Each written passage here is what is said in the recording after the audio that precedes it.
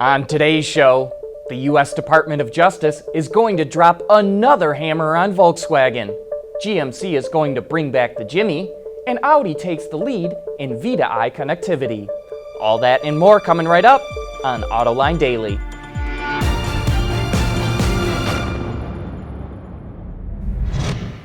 This is Autoline Daily for August 16th of 2016.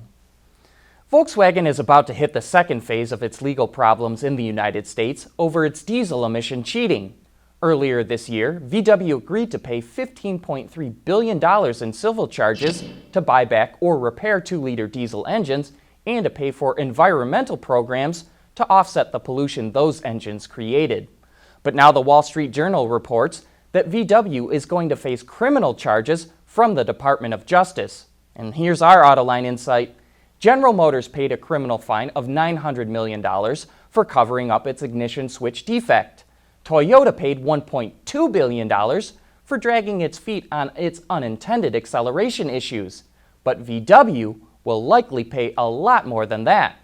Volkswagen repeatedly lied and misled U.S. agencies about its cheating software, and the DOJ is unforgiving when it catches corporations cheating the U.S. government. Just ask Enron and Arthur Andersen. Whoops, you can't do that. They don't exist anymore. Hey, do you remember the GMC Jimmy? It was an SUV in production from 1982 until 2005, and it's going back into production in 2020, according to Auto Forecast Solutions. The Jimmy will be built at General Motors' Wentzville assembly plant in Missouri, the same plant that makes the Chevrolet Colorado and the GMC Canyon. So we take that to mean the Jimmy will be built off the same platform that they are. GMC has unveiled a number of concept vehicles over the years, like the Granite and the Terracross, that hint at what a new Jimmy could look like. And with the massive market shift to CUVs, there's probably no such thing as having too many crossovers. And still to come, Cadillac has unveiled some stunning show cars at Pebble Beach, and in 2 days, it's going to do it again. Autoline Daily is brought to you by Bridgestone Tires, your journey, our passion. Dow Automotive Systems, advanced materials that deliver better results. And by Lear, a global leader in automotive seating and electrical systems. Cadillac sure has unveiled some stunning concept vehicles at Pebble Beach in the past, including the El Mirage and CL. Now the luxury brand is pulling the wraps off another concept car this Thursday at the prestigious car show. So far, all we've seen is a teaser video that Cadillac released. It shows a high-tech instrument panel specifically highlighting curved OLED screens. You know, the curved glass that's all the rage on big screen TVs right now? Cadillac says the OLED system is being developed for a future production model. Stay tuned, because if the El Mirage and CL are any indication, this concept should be a showstopper. Yesterday we told you about Australia opening up the 5.9 gigahertz spectrum for vehicle-to-vehicle communication. And now Audi is teaming up with a company called Traffic Technology Services to introduce the first Vehicle-to-Infrastructure system, or V2I, in select cities across the U.S. Called Traffic Light Information, it informs the driver when a light will change from red to green by receiving information from an advanced traffic signal.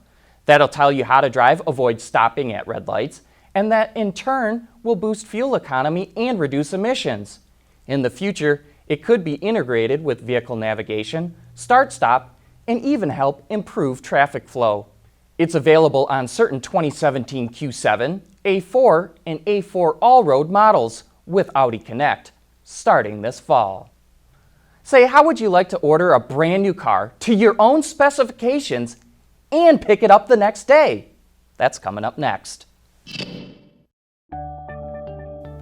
Lear Connexus is the new application suite in vehicle connectivity designed to deliver over-the-air software updates and more from Lear Corporation's E-Systems, leaders in power and data management.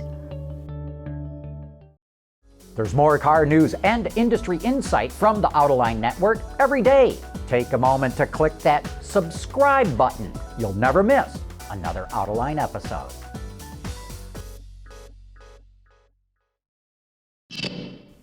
Local Motors, the first company to 3D print a full-size car, wants to revolutionize the way the auto industry manufactures and designs cars. And it wants to completely change the car buying experience. On last week's Autoline After Hours, the Chief Strategy Officer for Local Motors, Justin Fishkin, said you'll only have to wait 1 day to get the keys to your own personalized car. So basically the way we envision it happening and are working toward is you walk into, let's say, our Knoxville microfactory, which is, think of it like an IKEA. It's a bit smaller, about 50,000 square feet, so the size of an average American grocery store. It's on a major highway, so you drive by it all the time. You walk in, you go up to a screen, you choose your body, eventually you choose your powertrain. Right now we're starting with electric. You choose your tires and your wheels, and 12 hours later you pick it up. So 12 hours, you guys keep chopping down the time it needs to take them to print a car. So I won't say we're exactly at 12 yet, but if you remember, the very first time we did this at IMTS in 2014, it took us 44 hours to print and assemble. Several months before that, when we just tried to do the body, it took us 180 hours. And so we're below 20 hours now, and by the time... Is it your learning or the machine's getting better or both? It's a virtuous cycle, if you will. Like we're learning simple things like, oh, if you go this direction as opposed to that direction, you get efficiencies, right? Or if you slow down, it actually makes the whole thing fast, And then we're communicating with our machine partners and our materials partners and pushing it forward. So if you're still not convinced Local Motors will revolutionize the auto industry, you can check out that entire discussion on our website or on our YouTube channel.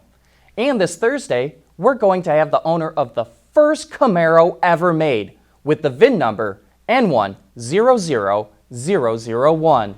He and the car are in town for the Dream Cruise, and this ought to be a fun show. That's Autoline After Hours this Thursday, starting live at 3 p.m. Eastern Time at www.autoline.tv. But that wraps up today's show. Thanks for watching, and please join us again tomorrow.